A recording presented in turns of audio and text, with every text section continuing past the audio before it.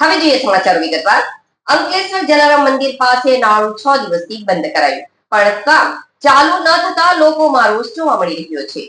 6 દિવસથી દીવા, સરફુદ્દીન, ખાલીપિયા, બોરભાઠા તરફ જતા વાહનનો ફેરાવો તો એસટી બસ સેવા પણ ખોરવાઈ છે. પાલિકા વોર્ડ નંબર 1 માંથી પસાર થતા Dandi heritage highway national highway number 64 પર આવેલ નાળાની કામગીરી ક્યારે શરૂ થશે તેવા સવાલો ઉઠી રહ્યા છે.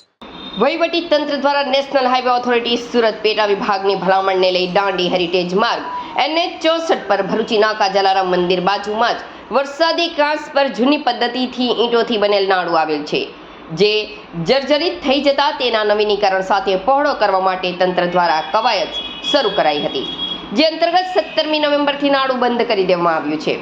પણ આજે 6 દિવસ બાદ પણ કામ શરૂ કરવામાં આવ્યું નથી, જેને લઈ દીવા રોડ પર આવેલ 30 થી વધુ સોસાયટી તેમજ જૂના દીવા, જૂના દીવી, બોરભાઠા બેટ, સરફુદ્દીન તેમજ ખાલીપિયા ગામના રહીશો રોજનો અડધો કિલોમીટરથી લઈ 5 કિલોમીટરનો ફેરાવો ફરી પસાર થવું પડે છે. સૌથી ખરાબ હાલત વિદ્યાર્થીઓની જોવા મળી રહી છે.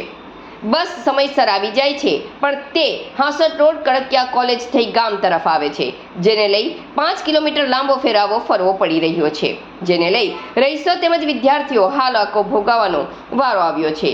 આ અંગે દીવા રોડ ખાતે રહેતા જીતુભાઈ પટેલે જણાવ્યું હતું કે વૈકલ્પિક માર્ગની વ્યવસ્થા પણ સોસાયટીમાંથી કરવામાં આવી છે, જે બહારથી આવતા સ્વજનો અટવાય છે. તો જો કામ ત્વરિત શરૂ કરવું જ ન હતું તો પછી કેમ રોડ બંધ કરવામાં આવ્યો છે? કામ ચાલુ થવાના આગળના દિવસે બંધ કરે તેવી સ્થાનિક રહીશોની માંગ છે. તો મહેશભાઈ પ્રજાપતિએ જણાવ્યું હતું કે ધંધા રોજગાર માટે અપડાઉન કરવું પડે છે. જો કામ મોડું ચાલુ કરવામાં હોય તો પહેલા આ નાળું ખોલી કાઢો, જેથી વાહન ચાલકો અને લોકોની અગવડતા દૂર થઈ શકે.